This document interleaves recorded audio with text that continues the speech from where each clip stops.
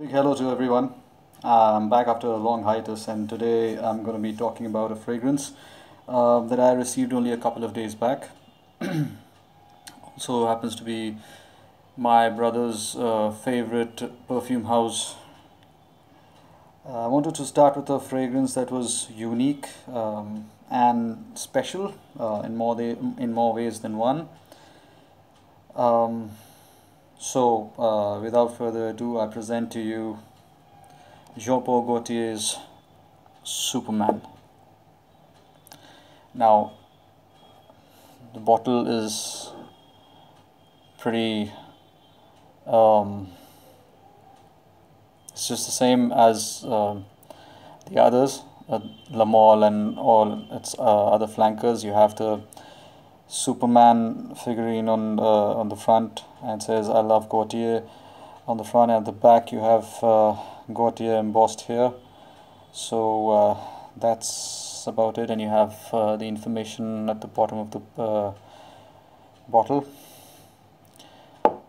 So initially I thought the bottle looked a bit tacky, but there's a reason why it says "I love Gaultier," which I'll discuss a bit later.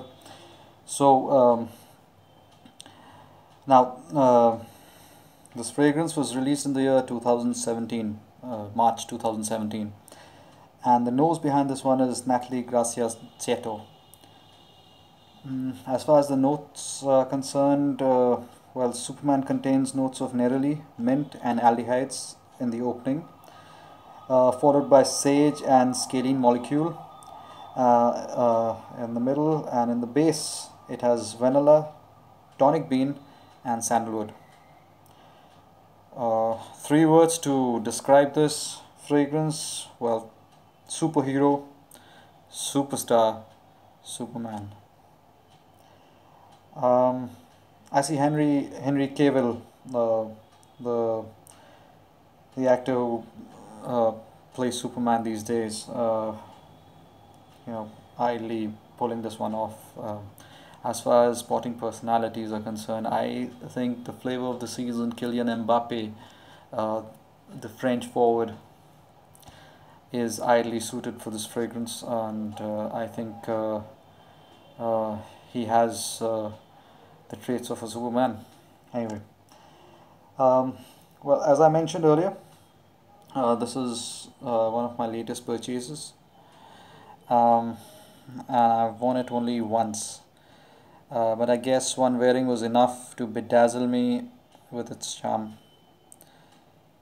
Superman opens like La Mole, albeit a little fresher, and the scent retains its freshness all throughout.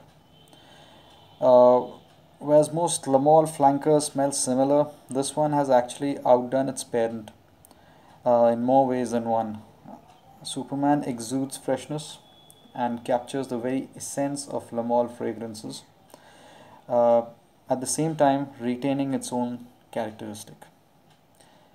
Uh, let's talk about the performance now. Starting with longevity. Well, the day I received it, I don't know, it was around 5:30, I think, in the evening, and after the unboxing, I sprayed one shot on my forearm, and later in the evening I went for a run and washed the area a couple of times with water, but guys, believe it or not, the area smelled of Superman till the next morning, which was like over 13 hours since I'd sprayed. So for longevity, I'd give it a 9 on 10. Now moving on to projection.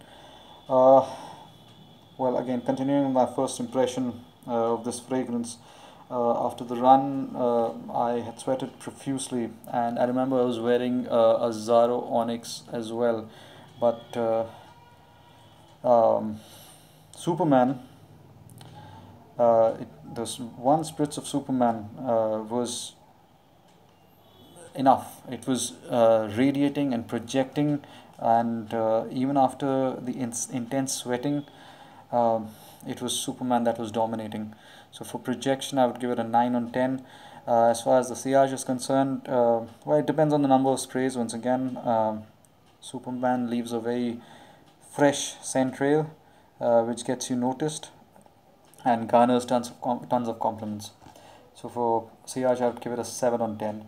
Overall performance, I think uh, it's a 9 on 10. Number of sprays, anywhere between 15 to 20. I think it's a very pleasing scent and very easy to wear. And the final word in this one, guys, those who have tried Le Male, I suggest you get your hands on Superman, because it's probably the best Le Male flanker till date. I haven't tried the latest release Navy, so I can't comment on that. But this is actually the best Le Male flanker. Um, as for those who haven't tried Le Male, if you have a choice between Le Male and Superman, I suggest you go for Superman. And trust me, you will fall in love with JPG fragrances. Though Popeye and Superman, they smell alike, but performance wise, Superman is far better than Popeye. So that's about it. Guys, give it a try. This is a fantastic release by Jean-Paul Gaultier, and I think it's a must try for every Le Male lover. So take care, and I'll be back soon.